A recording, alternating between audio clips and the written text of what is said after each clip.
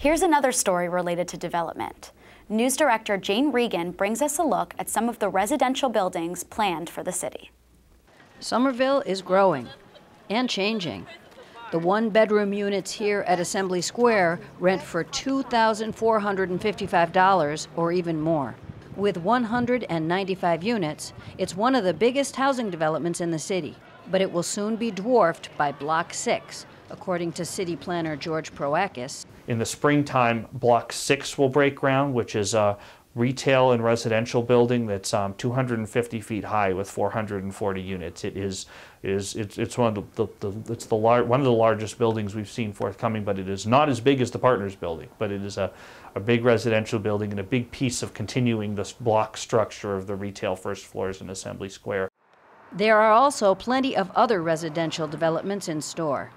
48 units for the old Sunoco site, 75 units next to the Stop and Shop on McGrath, 65 units on Washington Street, and over a dozen other medium to large-size developments on Beacon, Broadway, Lowell, Medford, Summer, and on Somerville Avenue. The growth is not haphazard, according to Proakis. We did a comprehensive master plan in 2012 called Summer Vision that provides guidance on how we're going to grow and where we're going and what we're doing in the future. As individual projects come to Somerville, they typically go before our design review committee, our planning board, or our zoning board, and that board looks at it to try to make sure it's consistent with our community's goals, with where we want the community to be going, with how we want to grow. This is the zoning map that's in place now. Basically, it has a group of residential districts called RA and RB in areas where we're mainly preserving the character of the neighborhood that's there today. The areas that can grow a little bit more are the business districts like Davis Square, Union Square, and some of these areas zoned industrial. In the future, as we're working to update zoning to be consistent with the Summer Vision Comprehensive Plan, which calls for certain areas to continue to conserve and retain essentially as they are. The neighborhood residential districts are typical streets of single, 2, and 3 family houses through the city. Areas that we want to enhance to have upgrades and changes, but not radically change, like neighborhood squares, like Teal Square and Ball Square, which you can see as the little areas today, which are marked as NB, which is neighborhood business districts, which are designed to really support the local neighborhoods. And areas to enhance where significant, to transform where significant changes could occur. What kinds of changes? So far, a lot of development has been residential. The big piece of what Summer Vision calls for is for 30,000 new jobs and creating commercial development. What we don't have in place right now in zoning is a way to encourage or even require commercial development to occur along with residential. One big property that was slated for commercial development but now will likely become housing is the Stop and Shop parcel. This is basically where it would be. Over here is the old Harris Park, where they moved down to, they moved the original Harris Park down across Street East. So this would be part of the deal. And then all of this land here, basically up until the medians over here.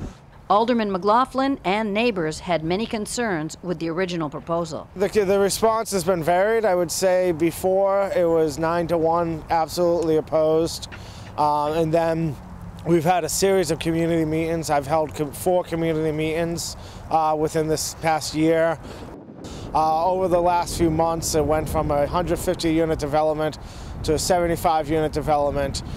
People still have concerns, or they had concerns, especially about traffic issues, air pollution issues, as we're right next to I-93. Because of community pressure, the developers have since promised to lower the size of the buildings, to renovate and maintain the old Chucky Harris Park, to buy the general insulation building and give it to the city, and to sell rather than rent the 75 units. It's come a long way, and I'm a person that I don't like saying no just for the sake of saying no. I like to have a good reason for supporting or not supporting something. I think I've done my best to try to get the neighbors' input. The one concern I still have with this site is the fact that it was promised for commercial development, and it may be maybe not conducive to a good commercial site, but it is concerning that the one site that we had dedicated to commercial is now being used for residential, and we see a lot of residential development without much commercial development. The Stop and Shop development is just one of many.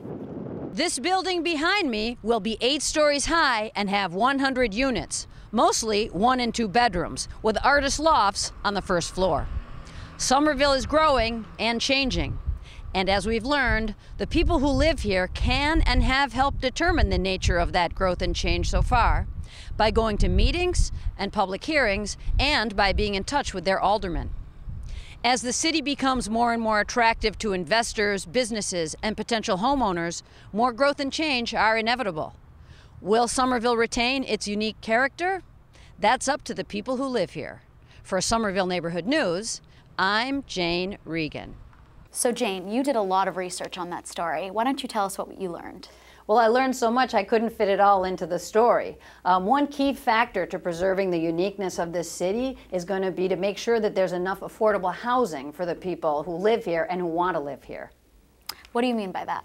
Well, what I mean is that there is so much housing being built, as we can see right here, but not enough of it is going to be affordable. A recent report said that the city will need 9,000 new housing units by 2030, and that 35% of them need to be affordable. Unfortunately, Somerville law right now calls for developers to make between 12.5 and 15% affordable, and that's great, but it's just not going to be enough. Luckily, there's a new zoning ordinance being discussed, and hopefully they'll be able to bring the percentages up. Jane Regan, thanks so much for joining us.